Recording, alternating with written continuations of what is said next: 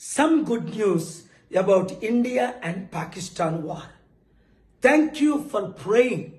Until yesterday, President Trump didn't want to be involved in talks.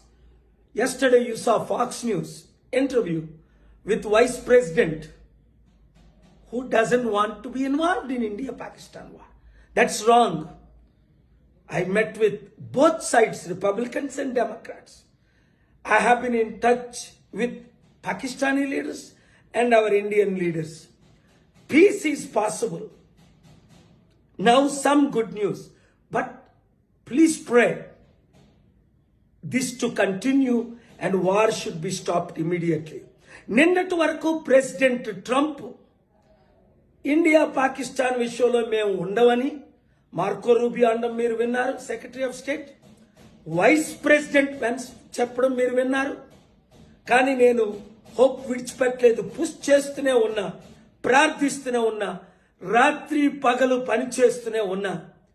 ఇప్పుడు అందరూ ఒప్పుకున్నారు యుద్ధం చెయ్యము అని అన్నారంతే. యుద్ధం ఆగిపోయేటట్టు ప్రార్థించండి. ఇప్పుడు నేను ప్రయాణంలో ఉన్నాను.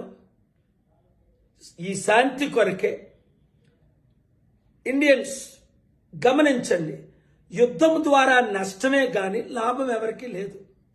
ఇన్నోసెంట్ కుటుంబాలు చనిపోతున్నాయి, లక్షల మంది చనిపోతారు, లక్షల కోట్లు లాసు.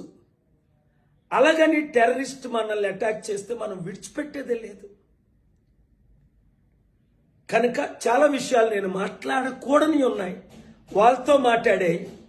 ఈ వీడియో అందరూ శాంతి కోరే వారందరూ శాంతి కొరకు మే 24 శనివారం 6 గంటలకు జిమ్ఖానా గ్రౌండ్స్లో మీటింగ్. అలాగే ప్రపంచంలో ఉన్న 200 దేశాల్లో చర్చెస్, మార్క్స్, టెంపుల్, మాస్క్స్ అన్నిట్లో మీటింగ్ అవుతున్నాయి.